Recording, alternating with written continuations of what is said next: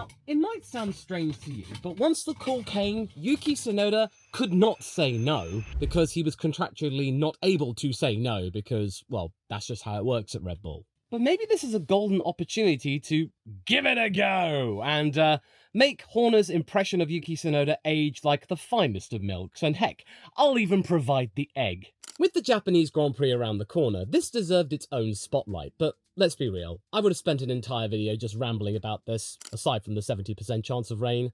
Oh no. But allow me to make one thing perfectly clear. Red Bull drivers are not assigned to one sole team for their entire time with the group.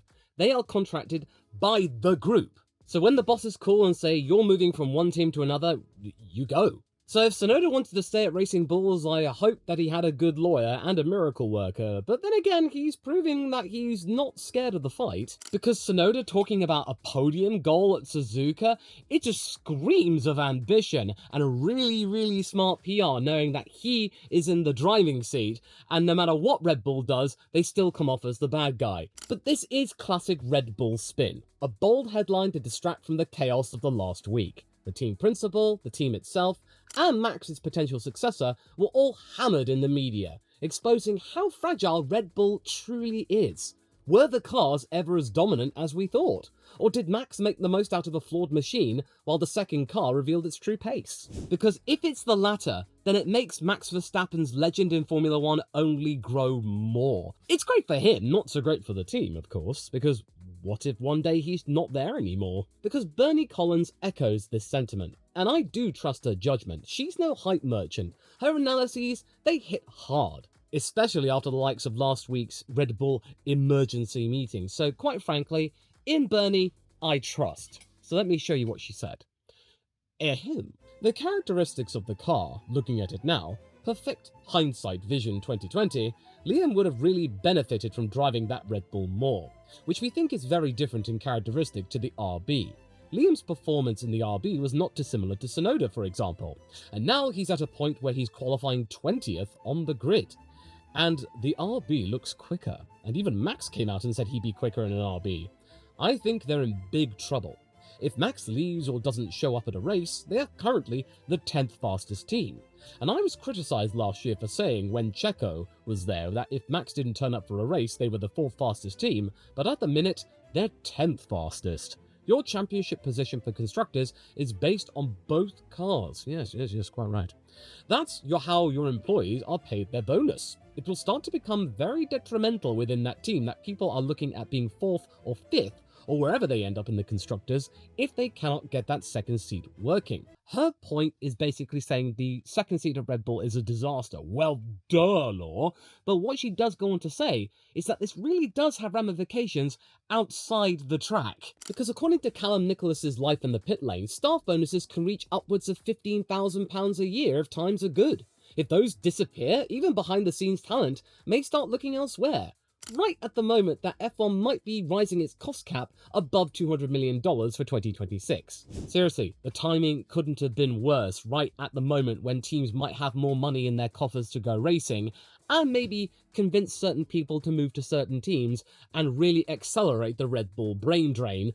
And do you want to know what else is trippy at the moment? Because Dr. Marco, after all of the stuff that he's been saying the last few weeks, is now starting to say things that make a lick of sense. He said that the team will now, surprise, surprise, start working on a setup for the car that is not quite as aggressive and, as he said it, not me, Max specific. But make no mistake, this is a quiet admission. Red Bull got tunnel vision building everything around Max. Whether that was Max's camp or Horner's doing, it's really now become unclear what with all the chaos at the moment, but it does raise real questions about team leadership. But still, the shift comes at the perfect time for Tsunoda. Many fans expect him to struggle. Even surviving Q1 in some people's eyes would be a win. But low expectations might actually help him. Because even though there are many people talking about performance ceilings and potential, at the end of the day, Yuki Tsunoda still beat Liam Lawson. Even though Liam Lawson does continue to claim that in their junior Formula E days, that he beat Yuki. This is not the things to say, Liam, right when you're starting your time with Red Bull, when you haven't even completed a full season in Formula 1 yet. This is the kind of stuff you save for, well, what Oscar Piastri is saying now. Season 3. not race 12. Because seriously, Liam came in so strong and cringy with that whole, "Oh, I'm not here to make friends." I feel bad for Liam in a way, but still, he really didn't help himself. He's got to really seriously turn that PR machine around and make some apologies. Or at least just be quiet, keep your head down. Do what Oscar did at the beginning of 2023. Just don't draw any attention to yourself. Just get on with the job and score some points. But after a surprise call-up, Tsunoda then said that he wanted a podium, but at the same time, he added, "It won't be easy." Confident, but realistic. He knows the RB21 has pedigree, 4 straight titles, but it's been a beast to handle for anyone not named Max. But Yuki did downplay its difficulty recently after some really intense simulator work, apparently 2 days worth, calling it not that challenging. But then at the same time, he does go on to admit that the months before, when he tried to convince the higher-ups that he was worthy of the job, yeah, he did spin it up a little bit. But honestly, when you really want to have that opportunity and try and convince anyone up there to actually consider you for the gig, you do have to talk yourself up for a bit. Otherwise, well, they're going to listen to you even less. There wouldn't have been that external pressure, that hashtag Yuki to Red Bull movement, if Yuki was just like, yeah, they're probably right, I should probably just stay here. There wouldn't have been that motivation, there wouldn't have been that impetus, that trended on social media, and even got the attention of the Japanese media. That's really hard to do. But give credit where it's due. Yuki is calm amidst the chaos that has stood out. The PR spin is smart, but so far the composure seems real, because his early form this season at the junior team has been stellar. Helmut Marko even calling him a different Yuki, in the form of his life and all that stuff. But now, he does have to convert that into points and consistency if he wants to stay beyond this year. He needs to be Perez-like at the height of his powers, before Monaco 2022. Basically, he needs to score regular top 5s, maybe even get a couple of cheeky podiums, and better yet, if he can get a maiden race win, that would be fantastic, because no Japanese Formula 1 driver has ever won an F1 Grand Prix. He would immediately become the most successful Japanese driver of all time, and I bet you Christian Horner will make the most of that and say, "Oh, you look at that, eh? He did it with us. You know, Yuki Tsunoda, you are a Formula 1 race winner, the first Japanese race winner in all time. We did that. Please stop having a go." His contract, though, only runs through this year, making this year a live audition. If he does impress, he could stay with Red Bull after Honda switched to Aston Martin. Because there is the matter of impressing Christian Horner, who famously likes to remind everyone that he's in charge. Because according to paddock sources, including Ralf Schumacher, Horner explored every possible way of avoiding putting Yuki in the seat. I still cannot forget the quote from last year, and you know what? It still sickens me, so I'm not even going to bother with the ahem. He basically just goes, "Oh, you can't have a driver in the support team for 5 years. You've either got to let him go or do something different." That basically streamed, "Yeah, mate, not gonna happen." I mean, come off it, Christian. He's done the time. What was he afraid of? Maybe Christian was worried that he would get shouty radios and emotional blow-ups and garage drama, on top of all the stuff that he may have been getting from Max Verstappen. But that is quite frankly outdated. That was coming up to 5 years ago, where Yuki had barely gotten out of his teens. Right now, Yuki's being open about working with a sports psychologist, building a real support network. Emotional sometimes, yes, but human.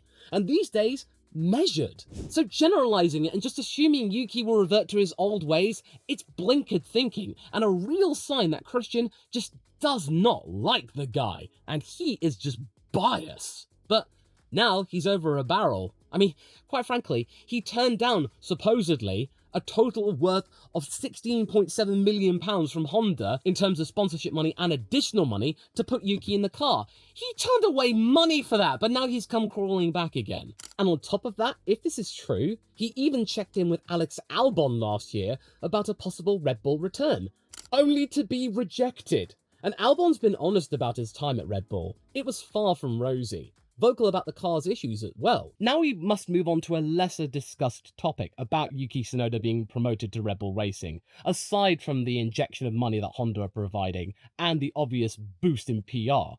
It's also to do with trying to make sure that Max Verstappen doesn't leave, because simply put, those two guys, Yuki and Max, they do get on as men. As mates. Because even though they've talked about driver rotations, Helmut Marko has confirmed there will be no more driver changes this year. So the question becomes this: how do they keep their Flying Dutchman from flying elsewhere? Could Yuki be part of the answer? Not just as a teammate, but as that rear gunner, and even a friend. Someone who's a brother in arms, that they both get the trials and tribulations of Red Bull racing, because they've been there for many years. And their paddock interactions, media clips together, they do suggest a solid vibe between the two. Especially over a gin and tonic. No, seriously, that's no joke. They do bond over a gin and tonics and, beverages and whatnot. Yeah, that's how deep it goes. Anyway, Max is technically tied, as we all know at this point, to Red Bull until 2028. But F1 contracts, they always have escape clauses. After the slump in late 2024 and a rocky start to this year, rumours of an early exit have once again grown louder. Verstappen's frustrations, probably equally as loud. And the team knows it. Gunther Steiner has even warned that if Red Bull fails to provide Verstappen a title-contending machine in 2025, managing him could become significantly more difficult, adding that an unhappy Max is not a nice Max. In short, Red Bull need to suddenly just pull their heads out of the sand, and I'm looking at you, Pierre Wache, and sort the car out. Change your fudging car! And maybe while we're at it, just change the overall team environment, my god. And that's where Tsunoda comes in. His job isn't just scoring points, it's helping Red Bull regain footing as a two-car threat and a team that people like.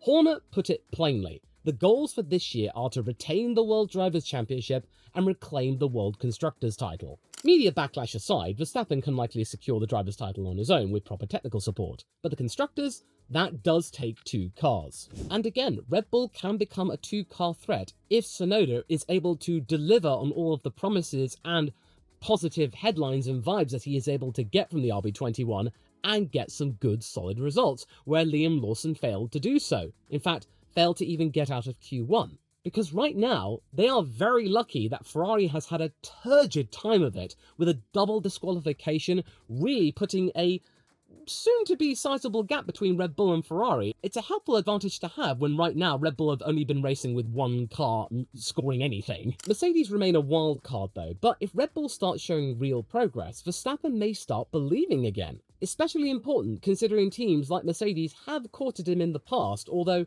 they are starting to look like they will commit to George and Kimi. But Aston Martin is still lurking, or whatever Papa Stroll chooses to rename the team in the not-too-distant future as. And whilst contractual limitations do hinder the ability of Max Verstappen to talk to multiple teams, if the team itself cannot fulfill its own obligations to Max, including performance clauses about where he finishes in the championship, or where the team finishes in the championship, or maybe the deficit to the championship winner if it's not Max Verstappen, then this could easily start discussions, and then if it's looking really clear in the middle of the season by the summer break that Max is not going to be getting either or one of those things, they will begin those negotiations. In fact, Helmut Marko, Red Bull, they've been saying that by the summer break, it's going to be important that they lock Max down. However, a dependable teammate like Tsunoda might be a key part of the equation in keeping Max. He must help Red Bull stay in the fight for the Constructors' crown, easing the burden on Max and demonstrating that the team isn't a one-man show anymore, that it will pull its own weight in developing a more forgiving car. Something which technical director Pierre Wache had been dead set against, citing all the time saying, oh, we could expand the performance window, but you would compromise outright performance, and we're not prepared to do that. Well, that quite frankly made the model highly impractical. Something does need to change. But judging from what Bernie Collins said, and with this obvious driver swap, is that Red Bull are afraid of one thing especially, that without Max, they might be destined for a period of mediocrity. There is plenty of speculation to be had regarding Red Bull powertrains and the situation regarding next year's power unit. The rumours about Red Bull pushing back against them, maybe a delay, maybe jumping on the V10 bandwagon. Even though Christian Horner has now come out to deny all of this, the fact that speculation ran riot for many days before this denial from Horner suggests that maybe there might be some issues going on with Red Bull and Ford, and then the geopolitical situation. I mean, who's to say whether or not Ford might be able to even afford their commitment? What will happen to that in the long term, eh? Maybe they shouldn't have gotten into bed with Ford. Honda? Oh, they'll be laughing all the way to Papa Stroll's bank account. So, in short, Tsunoda's role: ease the pressure, pick up points, stop Max from losing faith. Something he's already hinted at since his dominant 2023. And if Yuki succeeds in this support role, it might bolster Verstappen's loyalty, keep him even though certain obligations may not be met, if at least some commitment is shown. because Max has shown that he does value team stability and performance, something of which has been lacking the last year or so in comparison to other outfits. If Tsunoda delivers, Max may stay. If not, and Red Bull repeats the blame game, Verstappen's patience may snap. The team cannot afford to scapegoat yet another driver, especially someone as popular as Yuki Tsunoda. They understand all the blowback they got from the whole Checo saga. With Yuki, it may be even worse. They need to find real fixes, not another rotation. That will not bode well for discussions in trying to make sure that Max actually sticks to the 2028 date. However, by Yuki aiding in delivering a potential 5th straight driver's title for Verstappen, pushing Red Bull back toward the top in points, or at least remain in the top 3, somewhere they've managed to remain since 2014's 4th place finish, which saw Vettel leaving for Ferrari, Yuki might indirectly secure his own future. And if that remains the case, and Max and Yuki get on like a house on fire and really help out Red Bull's cause and then retain some stability, then maybe there might be more considerations about keeping this lineup for next year, maybe the year after that, maybe 2028. Having a good few years where Tsunoda and Verstappen are together, and with Honda no longer attached to Tsunoda as a Honda driver, merely as a sponsor, then this might be absolutely great for Yuki's medium to long-term future. If Max does leave the sport and does something else, Yuki may remain as the leader of the entire operation, and the car revolved around him. Who would have thought that 3 weeks ago, eh? So bringing together all these threads, Yuki Tsunoda's fate at Red Bull beyond this year will hinge on performance under pressure, integration into the team, and the broader narrative benefits he brings. His public comments since talking on the role next to Verstappen does show a driver both ambitious and media savvy, which is exactly what Liam Lawson wasn't in the second half of that argument, because in the midst of this promotion to Red Bull Racing, we have seen the complete opposite of what Liam Lawson was doing, going like, yeah, I'm the best, I beat Yuki, I'm gonna let the results speak for themselves. Well, yeah, that was too soon to say, mate, because the results did speak for themselves, and you're not in the team anymore. So when you juxtapose that with Yuki saying, yeah, I think I could do really well, a podium would be nice, but, you know, at the same time, it's not gonna be easy, you know, but I'll certainly try my best, you know.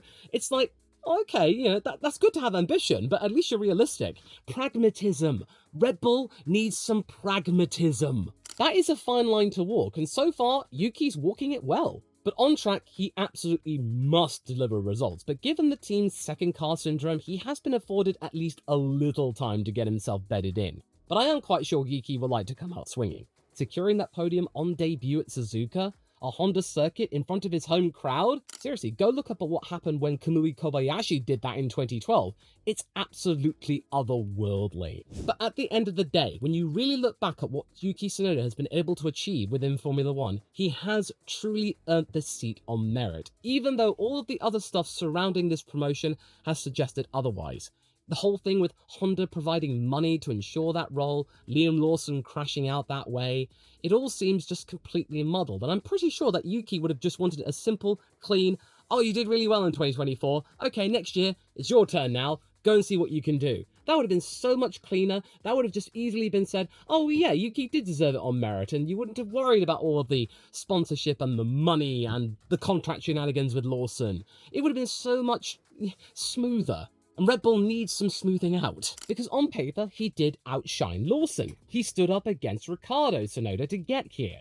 And with him being the same age as the likes of the two McLaren lads, he appears to be peaking at the right time in terms of maturity and consistency. There is real cause for optimism to be had here that there is indeed a different Yuki racing in the RB21. A different Yuki from, heck, the beginning of 2024. Something has changed within him. Something is not the same. Every solid drive Yuki can produce this year will tighten his grip on the Red Bull seat for the long term, post Verstappen, but every mistake will reopen the debate.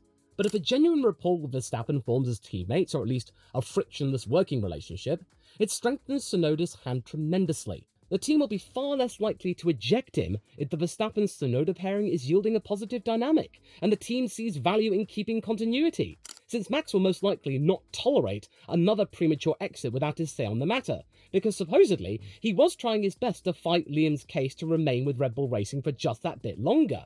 He's also a public relations asset. He's likable, he's popular, he likes to talk about food, and everybody likes talking about food. And quite frankly, this promotion couldn't have come at the best time. I mean, admittedly, I feel it's unfair that Liam's being sacked right before the Japanese Grand Prix, a track that he actually knows well, but then at the same time, I'm thinking, well, okay, maybe that might benefit Racing Bulls if they get their strategy right. And then, of course, there's all of the talks of the White Bull being showcased at the same time, so it actually gets to race in Japan, unlike in Turkey because of the roadie Rona. Yeah, it didn't work out there, but now it might work out a second time around with a Japanese driver in it. Oh, you can easily tell that Red Bull are going, quick, deploy the White Bull! People must not hate us anymore! Do not be blinkered by all of this, people. No, Red Bull are still an incredibly fragile team. Do not let them get away with this. But at the same time, if Yuki can ride this PR wave well, this might do him well in remaining with the team, especially if he remains in fans' good books. You would not want to eject another popular driver, would you, Christian? But ultimately, Tsunoda's chances of sticking with Red Bull into next season look realistically possible, but hinge on the season's performance. He doesn't need to beat Max, nobody expects that, but he does need to be a reliable point scorer. All that he has to do is just take away points from Ferrari and Mercedes. Right now, McLaren look like they've got the upper hand throughout all of the front-running packs, so first place may not be on the remit for Red Bull Racing, but one thing is for sure, don't be lower than third. If Yuki can provide that, even though George and Kimi look like they're getting on famously, Hamilton and Leclerc might come back online again once Ferrari get their act together, and Hamilton's really bedded himself in there, it's going to be an uphill struggle. Verstappen, Tsunoda, on paper, don't look all that spicy at the moment, but that could change easily as well. Especially if that second car has been given some love and then dialed in with a setup that's beneficial for Yuki, whilst Max can still have his own thing. And maybe he might be able to benefit from the cross-pollination and whatnot. Things might be on the up for Red Bull, but we mustn't forget all the stuff that happened which got them there to where we are right now. That it was just an absolute mess. And as one F1 journalist Riley said, that things can happen rather quickly in Formula 1, especially if you're at the Red Bull camp. But Tsunoda will hope to tame that volatility by making himself indispensable through his driving. The pieces are in place for him. A supportive Honda farewell context, a team desperate for him to succeed, and his own hard-earned experience. And now it's up to him to seize the opportunity. If he can, next year's lineup could very well still read Verstappen, Tsunoda at Red Bull Racing. An outcome that seemed a long shot only a year ago, but it's entirely in Tsunoda's hands to achieve. Just like George Russell, who now leads Mercedes post-Hamilton. Tsunoda has a shot at redefining his narrative. But if you would still like to find out as to why I am really curious about what George Russell could do in the here and now with Mercedes and McLaren over there, watch this video next, straight after this one.